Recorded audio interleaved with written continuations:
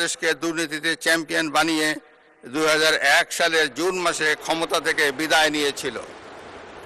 2001 সালের অক্টোবর মাসে পূর্ববর্তী সরকারের রেখে যাওয়া দুর্নীতিতে চ্যাম্পিয়ন বাংলাদেশের দায়িত্ব নিয়ে বেগম খালেদা জিয়ার নেতৃত্বাধীন সরকার দুর্নীতি দমনে কঠোর পদক্ষেপ গ্রহণ করে। এছাড়া দুর্নীতি প্রতিরোধের লক্ষ্যে দুর্নীতি দমন কমিশন আইন 2004 প্রণয়ন করে। এর ফলে বিশ্বে দুর্নীতিতে চ্যাম্পিয়ন হওয়ার কলঙ্ক থেকে বাংলাদেশ মুক্তি পায়। 2006 সালের অক্টোবর মাসে বিএনপি যখন রাষ্ট্র ক্ষমতা থেকে বিদায় নেয়, তার অনেক আগেই বিশ্বে দুর্নীতিতে চ্যাম্পিয়নের কলঙ্ক থেকে মুক্ত হয়ে বাংলাদেশ এশিয়ার ইমার্জিং টাইগার হিসাবে স্বীকৃতি পায়।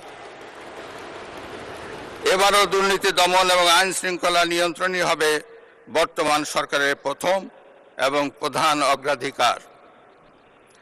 জনাব স্পিকার, দেশের অর্ধেকেরও বেশি নারী শক্তিকে রাষ্ট্র রাজনীতির মূলধারার বাইরে রেখে স্বনির্ভর বাংলাদেশ গড়ে তোলা সম্ভব নয়। নারীর অর্থনৈতিক ক্ষমতা নিশ্চিত করতে বর্তমান সরকার নানামুখী পদক্ষেপ গ্রহণ করেছে। এরই অংশ হিসাবে বর্তমান সরকার দেশের প্রতিটি পরিবারের নারী প্রধানের নামে ফ্যামিলি কার্ড ইস্যু করার কার্যক্রম চালু করেছে।